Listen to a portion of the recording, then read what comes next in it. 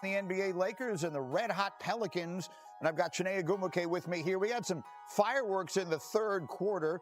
Lakers are up by 5, and LeBron James, Chiney, can still do this. It's wild. LeBron James, still 41 years young. He had multiple get-off-your-couch type of dunks last night. He had 21 last night, but you want a spectacular dunk? Show me Trey Murphy here. Trey Murphy has been a bright spot. He is a prototypical dream NBA build, and here he also has a little bit of showtime in his game. He had 21. Zion Williamson had 24. How about Zion here, Chiney? Yeah, after a slow start, it was good to see signature Zion Williamson moments like this right here. Greeny, does your muscle flex look like that?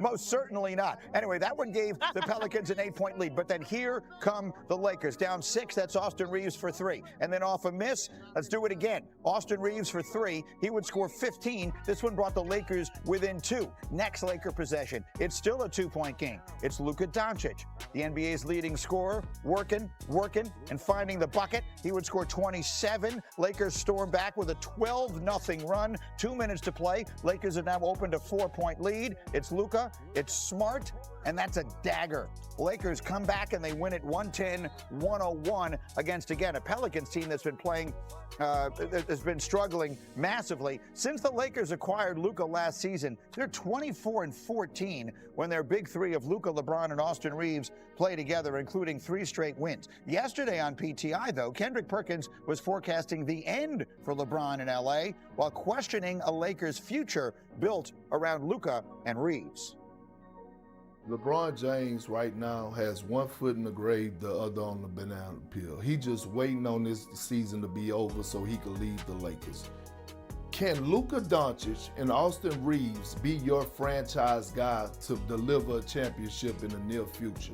And the answer is hell no, because neither one of those guys slide their feet defensively or are willing to play defense and their defensive liabilities. You know, that's a lot in a very short time for Perk to say. Tim McMahon is up with us early. And Chiney, again, that's his phrase, you tell us here, that he uses a lot with regard to that. There's 2 separate pieces to it. Let's start with the LeBron piece of it. Do you agree with that sentiment, that this, for whatever reason, is just no longer a good fit for LeBron and that he will finish his career, even at this age, in another place? Look, last hour I compared it to I'm sorry. being a guest in his own home. Yeah, right? Tim. Go ahead, Tim. I'll give you another metaphor here.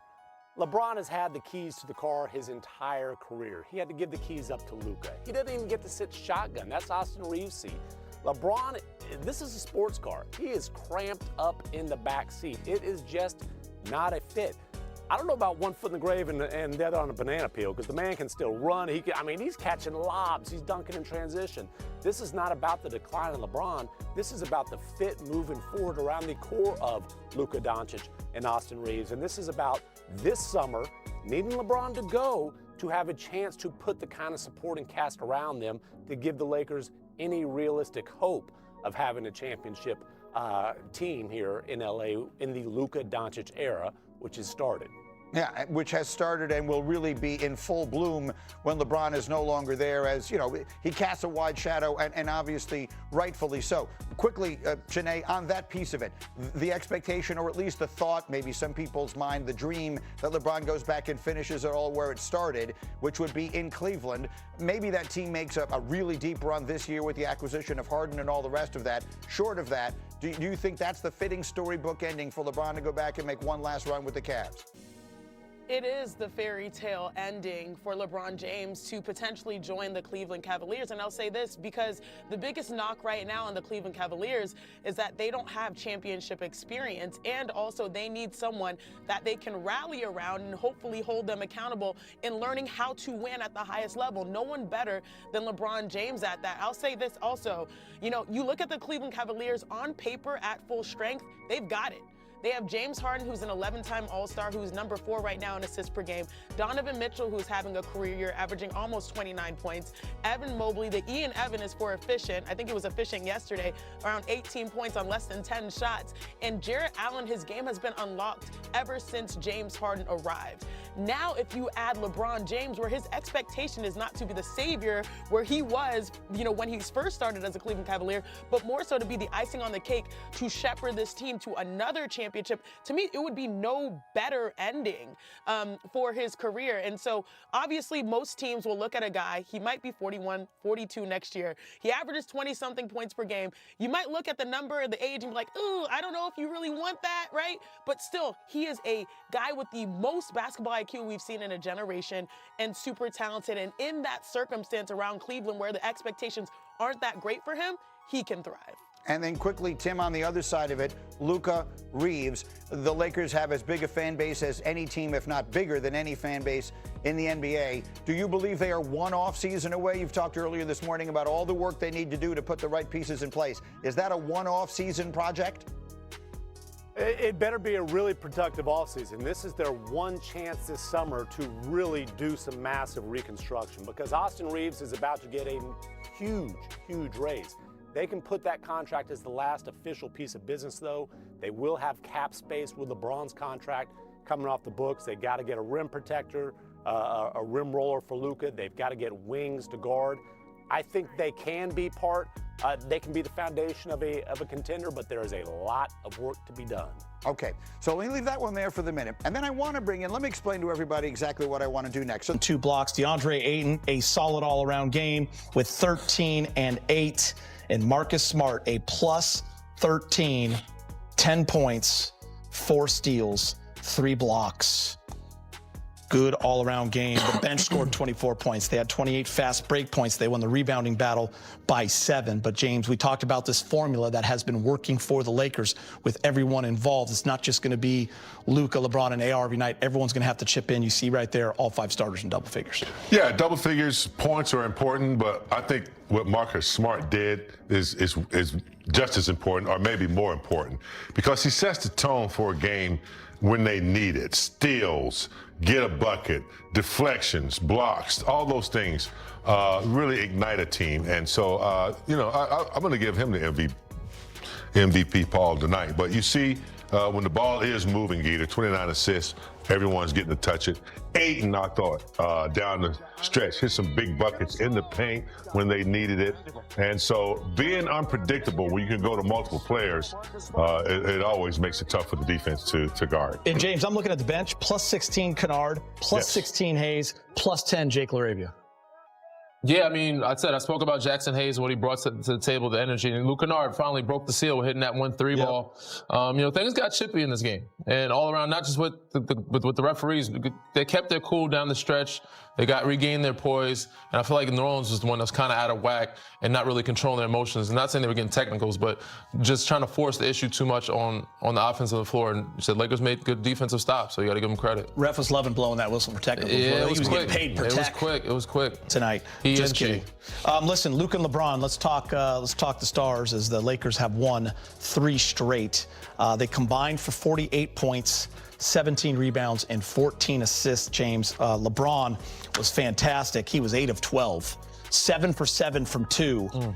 Luka, 10 of 22, the huge dagger 3 at the end. Also did a really nice job rebounding the basketball and the 7 assists. The Lakers just didn't shoot the ball great tonight. 47% from the field, but only 29% from 3, but found a way to get it done. Yeah, and I think the way they got it done is they didn't try to force the issue too much on Luka to shoot every time, or LeBron. They got their shots within the concept of the game, and that allowed everyone else to flourish too. But they led tonight by example. Got it on the break, get some shots, and so that's what you want from your 2 leaders. Did a good job. Yeah, I mean, Austin didn't have it going early. Took him some time to get into it, so you got to find it elsewhere. And those guys kind of set the tone, led the charge. And even Smart, like he was just making the right play, the right passes. He found Bron multiple occasions on little lob passes or backdoor. Also getting the steals, being in the right place at the right time. Since this transition right here, that's a little momentum swing right there. And that comes with, Marcus Smart making those plays of saving the ball out of bounds and getting the break started. Danny, it wasn't that long ago we talked about this team had not been with their full rotation outside of only 3 games. And the big 3 had only played together a handful of times. Now we're seeing them get a little more time under their belt. You're seeing JJ figure out how to stagger and who to play alone and who to play the combo. And then they just look more comfortable as well together. Yeah, in phases. I still need to see more of it. I feel like, Austin is taking some time.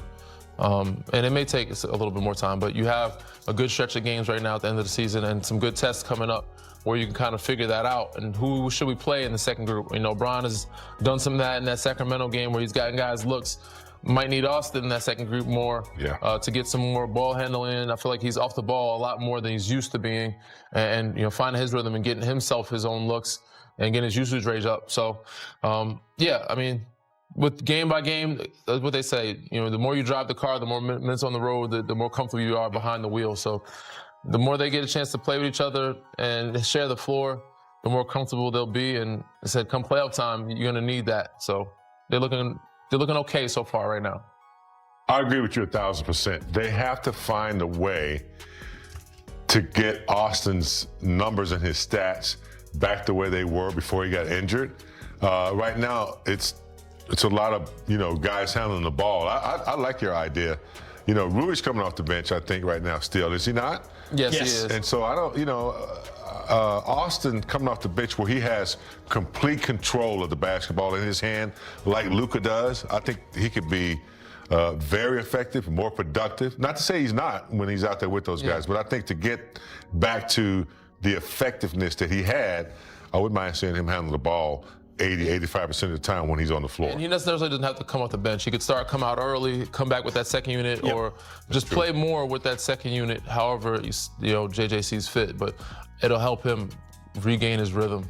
One thing about Austin, even when he's having one of those nights, he started 0 for 5 from 3, 0 for 7 from the field, 2 points at half. He ends up with 15, hits his last 2 threes, and he finds a way, got to the line as James was asking him to do in the pregame show. So good job for Austin staying in it. Time to hear from Coach JJ Redick, brought to you by your Toyota dealers. Ends up with 7 stocks, and it seems like a lot of them were on that similar action, just Zion going downhill and him timing it up. And how was that indicative sort of the way you guys defended as a team, and how much did Smart lead that? Yeah, big emphasis for us pregame and on the film was just our physicality. You have to match Zion's physicality. You have to match Saddiq Bey's physicality. Like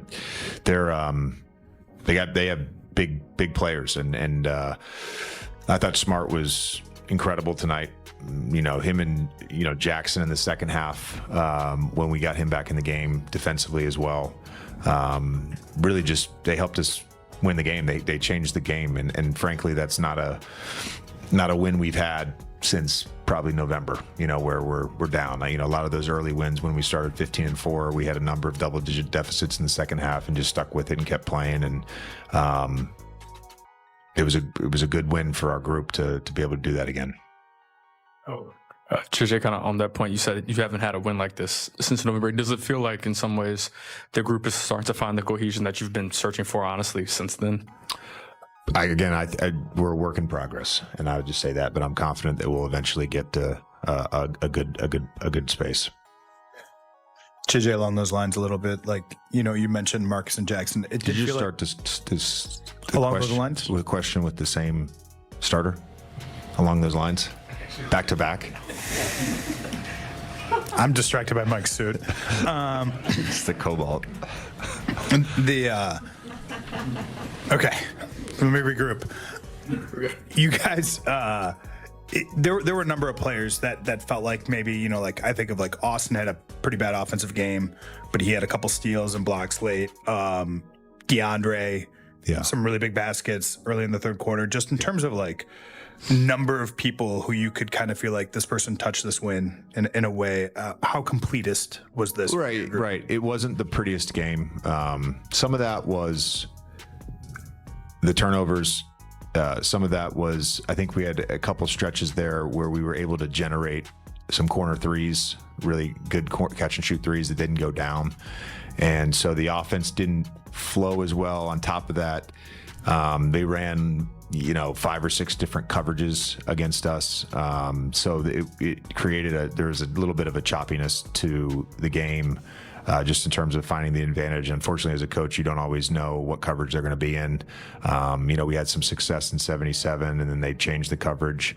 We went away from that. And then, frankly, we were targeting Zion, but he played. I've seen him do it before, and he had a tremendous defensive game, and I think that that led to us getting stalled out a little bit when they were in that switching group, which gave us some trouble.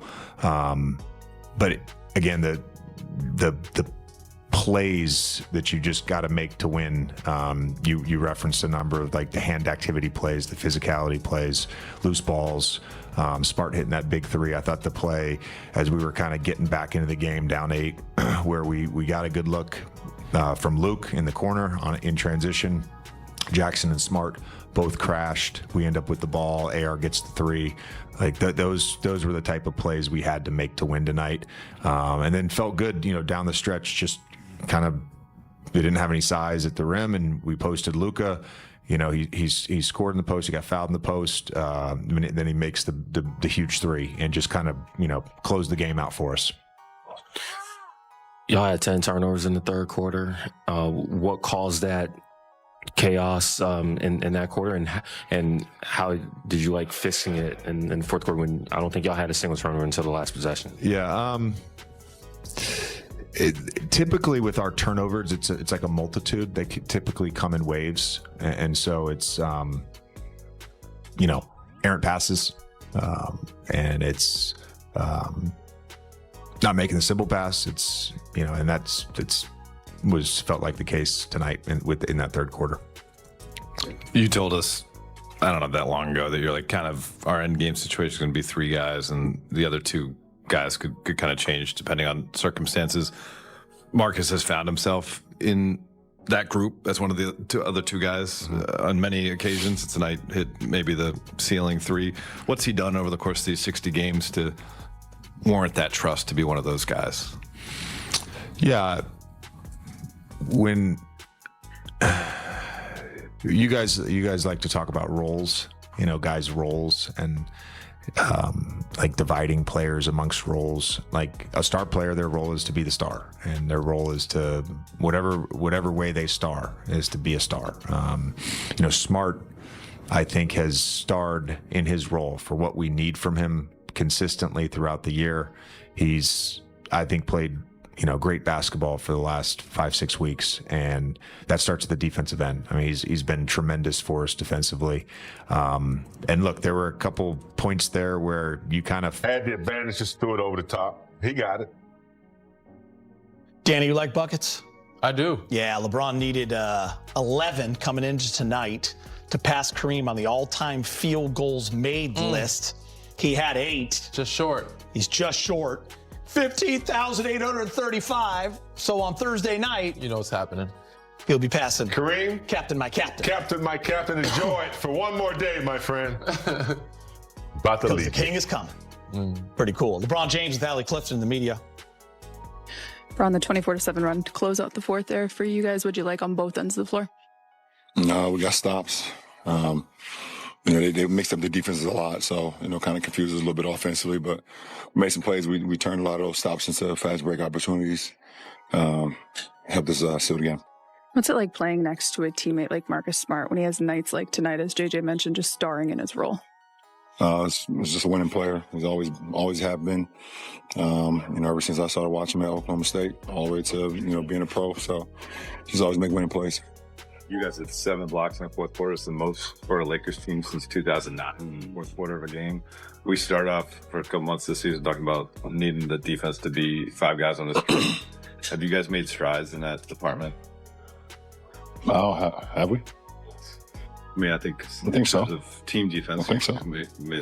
Yeah, I think so. Yeah. I think we've made some strides defensively. I think we didn't play much at all zone tonight. We started the game off with it. We kind of went away from him. So I thought our man-to-man defense was pretty good. Thought Jackson and Marcus was great on that end, and then everybody else kind of trickled in as well.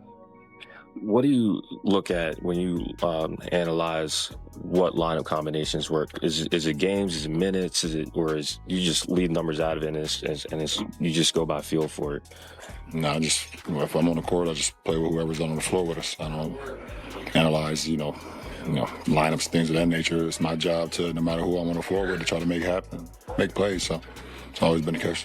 What was the biggest thing you think sparked you guys on that 14-0 run after you guys went down 8 midway through the fourth when JJ took that timeout? We got stops. We defended at a high level. Like you said, we had 7 blocks on the fourth, we said. So, it's big time for us, and we was able to get out and get some early transition points as well. LeBron, the record is what it is, but there's a lot of athletes on the court tonight, a lot of physicality on the court tonight, and you guys haven't always performed well against teams that have that. Do you take anything out of the fact that you guys were able to meet their physicality with physicality, that you guys were able to compete with them athletically for a pretty consistent way? Well, we knew we wasn't playing against their record tonight. It's the first time they've been whole in quite a while, and we know when they've been whole what type of team they've been. So we came in with that mindset, understanding the type of team that we was playing. I think they won their last 4 out of 5 before tonight or something like that. But we didn't come in with the notion that we were playing against their record. We came in with the notion that we were playing a very athletic, team that's been playing exceptional basketball lately. What a game for LeBron. Big game, efficient, 8 of 12. Had the 21 points, 7 rebounds, 7 assists, couple of blocks. But also just the way he came out with that energy set the tone. In that second quarter, that 11-0 run, that was big, by the way. 9 points and an assist during that run. Took over the game. Yeah, I mean, look, he's been in just about every scenario we can think about as far as basketball, regular season, whether it's playoff. And I think LeBron, Lakers didn't do anything, over trade. They didn't make any moves.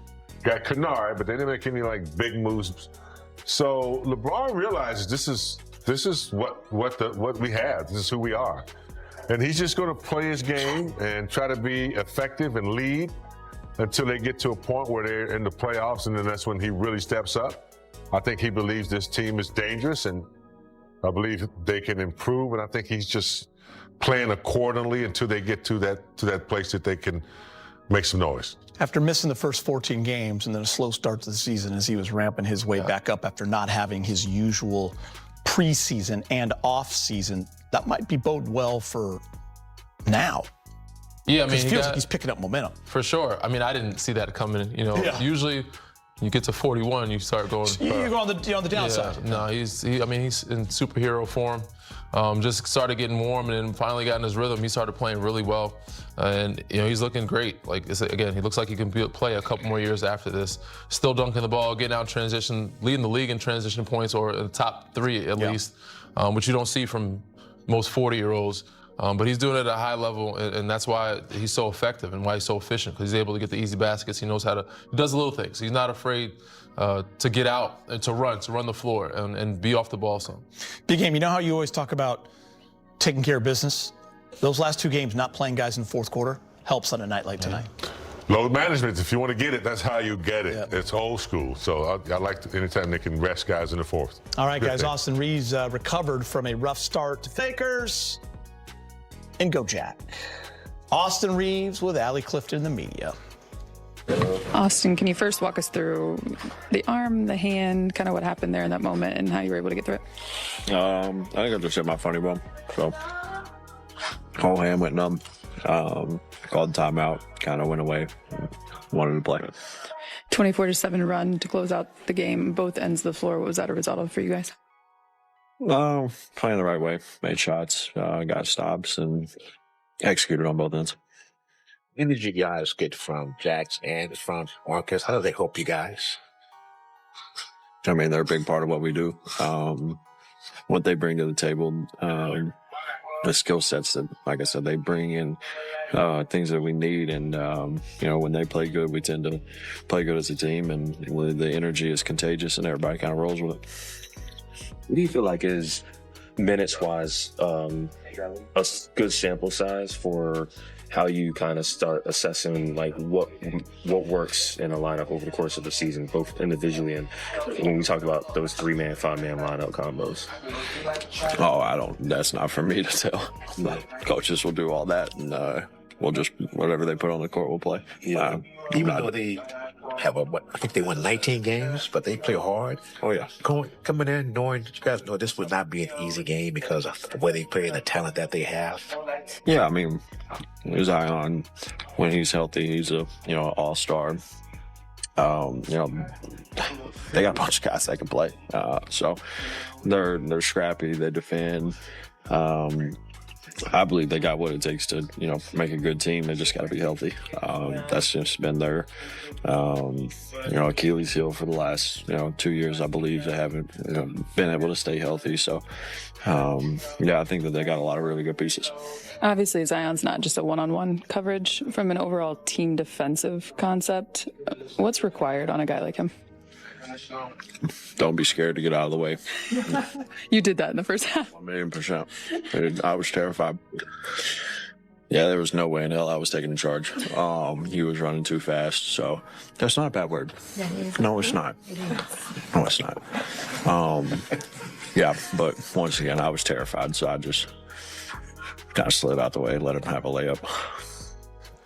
We always laugh at that when people get out of the way of LeBron James, but it's a business decision, right, Big Gabe? I mean, Zion's coming down. Just let it go, buddy. Yeah, I think I might want to take one from LeBron before I take one from Zion. Yeah, Zion's though, he's a real bull. What do you? What's happening, basketball fanatics? Let me tell you something that might shock you to your very core. The Los Angeles Lakers are actually playing basketball like they remember what sport they're supposed to be good at. And honestly, watching this recent 3-game winning streak unfold has been like witnessing someone finally figure out how to use their smartphone after years of treating it like a very expensive paperweight. Now, before you start rolling your eyes and thinking this is just another overreaction to a few good games against mediocre competition, hear me out. Because what we've been witnessing over the past week isn't just about the Lakers beating teams they should beat, it's about how they've been beating them and what that might actually mean for their championship aspirations moving forward. So, grab your favorite beverage, settle in for what promises to be a deep dive into everything that's been happening in purple and gold land, and make sure you smash that like button, because trust me, you're going to want to share this analysis with every Lakers fan, who's been wondering whether this team has finally figured out their identity, or if we're just setting ourselves up for another round of devastating disappointment. The foundation of everything positive that's been happening lately starts with this remarkable 3-game winning streak that has completely shifted the narrative around this franchise from when will they blow it up to maybe they actually know what they're doing after all. We're talking about consecutive victories over the Golden State Warriors, Sacramento Kings, and New Orleans Pelicans that weren't just wins but statement victories that showcased exactly the kind of dominant basketball that Lakers fans have been desperately waiting to see all season long. The Warriors game was particularly satisfying because it came at a time when everyone was questioning whether this team had the mental toughness to bounce back from adversity. And instead of folding under pressure, they came out and delivered a comprehensive beatdown that silenced critics and restored confidence throughout the organization. The Sacramento victory that followed was even more impressive because it demonstrated their ability to maintain focus and intensity against a team that had nothing to lose and everything to prove, avoiding the classic trap game scenario that has plagued this franchise in recent years. Then came the Pelicans game, which turned into exactly the kind of grinded-out victory that championship teams find ways to win, showing character and resilience when their offensive flow wasn't quite clicking, but their defensive intensity never wavered. I believe these 3 games represent a legitimate turning point for this franchise because they've demonstrated the ability to win in multiple ways, whether through offensive explosions or defensive grit. And that versatility is exactly what championship contenders need when facing the unpredictable challenges of playoff basketball. What makes this recent surge even more encouraging is the dramatic improvement in defensive execution that has accompanied their offensive success, particularly their fourth quarter defensive intensity that has become a legitimate calling card for this team. During the Pelicans' victory, the Lakers recorded 7 blocked shots in the final quarter alone, which represents the kind of rim protection and defensive communication that had been missing for most of the season and suddenly materialized when they needed it most. This defensive transformation isn't just about individual players stepping up their effort, though that's certainly part of the equation, but about systematic improvements in their rotations, help defense, and overall understanding of what JJ Redick is trying to accomplish with his defensive schemes. The way they've been able to turn up the defensive pressure in crucial moments, forcing turnovers, and creating easy transition opportunities demonstrates exactly the kind of championship-level execution that elevates good teams into legitimate title contenders. Marcus Smart's impact on this defensive renaissance cannot be overstated, as his veteran leadership and defensive intelligence have provided exactly the kind of anchor that allows other players to take calculated risks while knowing they have reliable help behind them. The communication that flows from Smart throughout the defensive possessions has been particularly noticeable, as players are rotating more confidently and making decisions more quickly because they trust the information they're receiving from their defensive quarterback. Thinking about this defensive improvement from a broader perspective, what's most encouraging is how sustainable it appears to be, built on effort and intelligence rather than just hot shooting or lucky breaks that might disappear when facing better competition. The offensive flow improvements that have accompanied this defensive surge tell an equally compelling story about a team that's finally beginning to understand how to maximize the incredible talent they have on their roster. Ball movement that had been stagnant and predictable for much of the season has suddenly become crisp and purposeful, with players making the extra pass and finding open teammates instead of settling for contested shots that make every possession feel like a struggle. The spacing on the court has improved dramatically, largely due to the addition of Kennard and the continued development of their understanding of how to use Luka Dončić's playmaking abilities to create opportunities for everyone rather than just the primary scorers. What's particularly impressive is how they've managed to maintain this offensive flow even when their initial actions don't work perfectly, showing the kind of improvisational skills and basketball intelligence that championship teams rely on when facing elite defensive competition. The assist numbers during this hot streak tell only part of the story, because the quality of the assists and the way they're being generated through patient ball movement rather than desperate late shot clock passes demonstrates a fundamental shift in their offensive philosophy. Austin Reeves and LeBron James have been particularly effective at initiating this improved ball movement, using their court vision and decision-making to keep the offense flowing, even when individual matchups might not be favorable. I believe this offensive evolution represents the most significant development of their entire season, because it's sustainable basketball that doesn't rely on exceptional individual performances, but rather on collective execution that can be repeated regardless of which specific players happen to be having good shooting nights.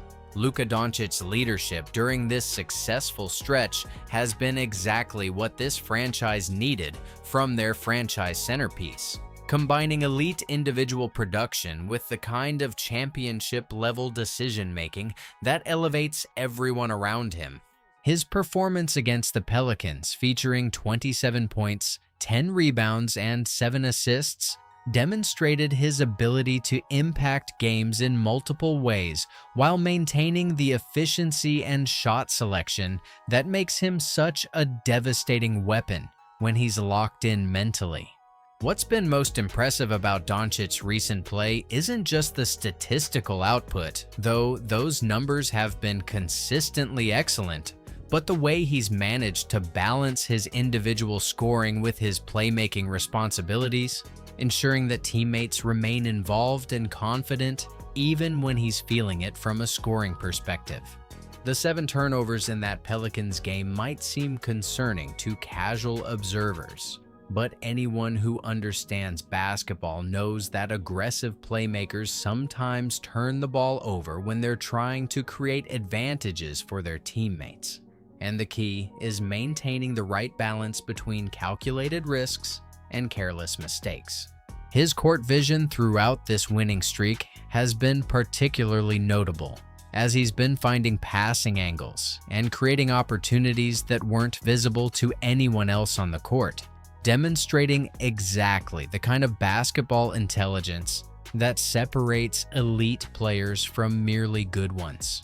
The chemistry he's developing with players like Luke Kennard and Jackson Hayes has been especially encouraging, as these connections provide him with reliable outlets that allow him to make plays even when primary defenders are focused solely on stopping his individual scoring. Thinking about Dončić's overall impact during this stretch, what stands out most is his willingness to do whatever the team needs to win. Whether that means taking over scoring responsibilities when offense is stagnant, or facilitating for others when teammates have favorable matchups. LeBron James continues to provide exactly the kind of steady veteran production that championship teams need from their secondary stars, contributing 21 points along with 7 rebounds and 7 assists against the Pelicans, while demonstrating the basketball intelligence and leadership that comes from decades of elite-level experience. What makes LeBron's recent contributions so valuable isn't necessarily the individual statistics, though those remain impressive for a player at his stage of career, but the way he's managed to seamlessly integrate his game with Dončić while maintaining his own effectiveness and impact on winning. The 5 turnovers in that Pelicans game reflect the aggressive style of play that has characterized this recent winning streak, where players are making bold decisions and taking calculated risks rather than playing it safe and settling for mediocre possessions that don't create genuine scoring opportunities. His court leadership throughout these victories has been particularly evident in crucial moments, where his experience and championship pedigree allow him to make the right play, even when the game is in the balance and lesser players might succumb to pressure. The way he's been able to find his spots within Redick's offensive system while still providing the veteran presence and basketball IQ that younger players can rely on demonstrates exactly why his continued presence on this roster remains so valuable, despite questions about his long-term future with the franchise. His transition defense and help defense have been especially impressive during this stretch, showing that his commitment to winning basketball extends far beyond offensive production and into the little details that often determine the outcome of close games. I believe LeBron's recent play has answered many questions about his ability to remain effective while sharing spotlight with another elite playmaker, proving that elite basketball players can always find ways to contribute to winning when they prioritize team success over individual accomplishments. Marcus Smart's defensive impact during this winning streak has been nothing short of transformational, providing exactly the kind of veteran leadership and defensive intensity that championship teams require from their role players. His 10 points, 7 assists, 4 steals, and 3 blocks against the Pelicans represent the kind of complete performance that demonstrates his value extends far beyond traditional statistical categories into the realm of winning basketball that doesn't always show up in box scores. The 7 combined steals and blocks in a single game represents elite-level defensive playmaking that creates additional possessions and easy scoring opportunities for his teammates while disrupting the rhythm and confidence of opposing offenses. What's been most impressive about Smart's recent play is his ability to guard multiple positions effectively, while providing the kind of defensive communication and leadership that allows other players to take calculated risks, knowing they have reliable help and support. His basketball intelligence on the defensive end has been particularly valuable, as he consistently makes the right rotations and provides help in exactly the right spots while maintaining his own defensive responsibilities and assignments. The energy and intensity he brings to every possession has been contagious throughout the roster, raising the overall defensive standard and creating an environment where players are held accountable for their effort and execution on every single play. His offensive contributions, while secondary to his defensive impact, have been perfectly timed and executed, hitting crucial shots and making smart decisions with the ball when his number has been called in the offensive system. Thinking about Smart's overall impact on this team, what's most valuable is his championship experience and understanding of what it takes to win at the highest level, providing exactly the kind of veteran presence that young teams need when facing adversity and pressure situations that can define entire seasons. Austin Reeves struggled shooting the basketball during the Pelicans' victory, connecting on just 4 of 15 field goal attempts. But his overall impact on the game demonstrates exactly why championship teams need players who can contribute in multiple ways, even when their primary skill isn't clicking perfectly. His 15 points, 8 rebounds, 3 assists, 2 steals, and 2 blocks show a player who refused to let shooting struggles affect his overall approach to the game, finding ways to impact winning through hustle, defense, and basketball intelligence rather than just scoring efficiency. The injury scare when he hit his funny bone during contact with Zion Williamson provided a brief moment of concern, but his immediate return to action and post-game explanation that it was nothing serious demonstrates both his toughness and his commitment to team success over personal comfort. What's been most encouraging about Reeves throughout this winning streak is his willingness to embrace different roles depending on what the team needs. Whether that means taking on primary scoring responsibilities or focusing on facilitating in defense when other players are carrying the offensive load. His defensive contributions have been particularly valuable, as his size and athleticism allow him to guard multiple positions, while his basketball intelligence helps him make the right decisions about when to help and when to stay home on his individual assignment. The 8 rebounds he grabbed against the Pelicans demonstrate his willingness to do the dirty work that championship teams need from every player on their roster, regardless of their primary role or expected contributions. I believe Reeves' recent performances highlight exactly why he's become such an invaluable piece of this championship puzzle, providing the kind of versatility and selflessness that allows coaching staffs to make adjustments and deploy different strategies without worrying about individual players being unable to execute their assigned roles effectively. Luke Kennard's impact as what JJ Redick calls a blender has been absolutely crucial to the offensive improvements that have characterized this recent winning streak, providing exactly the kind of spacing and basketball intelligence that allows elite playmakers like Dončić and LeBron to operate with maximum effectiveness. His ability to create close-out situations through his shooting threat and then make the correct read from there has opened up the entire offensive system, forcing opposing defenses to make difficult decisions about help and rotation responsibilities that create advantages throughout the court. What makes Kennard particularly valuable isn't just his exceptional shooting ability, though his career-high efficiency from three-point range certainly helps, but his understanding of spacing and timing that allows him to be in the right place at the right time, while creating opportunities for teammates rather than just hunting his own shots. The way he's been able to integrate so seamlessly into Redick's offensive concepts despite having limited time to develop chemistry with his new teammates demonstrates both his basketball intelligence and his professional approach to learning new systems and adapting to different roles.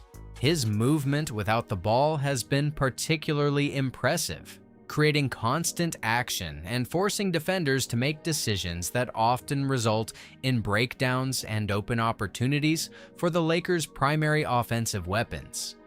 The trust that Dončić and LeBron have developed in Kennard's ability to make the right play has been evident throughout this winning streak, as they're consistently finding him in spots where he can either shoot or create for others depending on how the defense reacts to his presence. Thinking about Kennard's overall impact on this team's offensive evolution, what's most encouraging is how his presence has made everyone else better rather than just adding individual production, creating exactly the kind of multiplier effect that championship teams need from their role players. JJ Redick's experimental approach to using games against inferior competition as laboratories for testing playoff concepts and building team chemistry represents exactly the kind of intelligent coaching that separates good organizations from championship caliber ones. Instead of simply going through the motions against teams like the Warriors, Kings, and Pelicans, Redick has used these opportunities to test different lineups, practice various defensive schemes, and build the systematic understanding that becomes crucial when facing elite competition in high-pressure situations. His willingness to prioritize long-term development over short-term comfort has been evident throughout this winning streak, as he's continued to experiment with rotations and concepts, even when simpler approaches might have been more immediately effective. The 45-minute practices that emphasize quality over quantity demonstrate his understanding of player management and preparation, ensuring that his team remains fresh and focused rather than worn down by excessive training that doesn't translate to improved performance. His systematic approach to testing different offensive actions and defensive concepts during comfortable game situations has provided invaluable data about what combinations work best and what adjustments might be necessary when facing different styles of play throughout the demanding playoff schedule. The way he's managed to maintain competitive intensity even during blowout situations demonstrates his commitment to building good habits and maintaining professional standards, regardless of game circumstances or opponent